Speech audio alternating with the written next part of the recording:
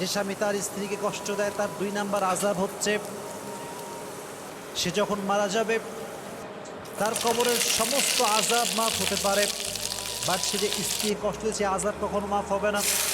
এর কারণ হচ্ছে বান্দার হক হচ্ছে 2 প্রকার, এক হচ্ছে হকুল্লাহ, আর এক হচ্ছে হকুল ইবাদ। আল্লাহর হক হচ্ছে নামাজ পড়া, পড়েন নাই আল্লাহ মাফ করতে পারে। আল্লাহর হক হচ্ছে রোজা রাখা, পড়েন নাই আল্লাহ মাফ করতে পারে।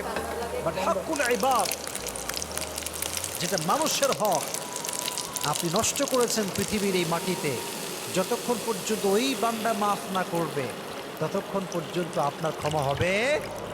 তাহলে পৃথিবীর সবচেয়ে জঘন্যতম অপরাধ হচ্ছে মানুষের হক নষ্ট করা।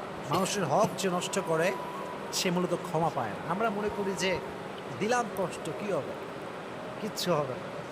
কিন্তু আমরা বুঝলাম না যে এই দিন দিন না, আরও দিন, একদিন আসবে যেদিন আমাকে হিসাব দিতে হবে। হ্যাঁ, কাঠ গড়ায় দাঁড়াতে হবে, আমাকে হিসাব দিতে হবে যে কায় কষ্ট দিয়েছিলাম। এই জন্য প্রিয় ভাইয়েরা, নিয়ত করে ফেলি আমরা সবাই যে আমাদের জীবনে আমরা কখনো ইন্টেনশনালি মানে ইচ্ছাকৃতভাবে উইলিংলি আমাদের ওয়াইফকে আমরা কখনো কষ্ট দিব না। দিয়েছেন তো ইনশাআল্লাহ।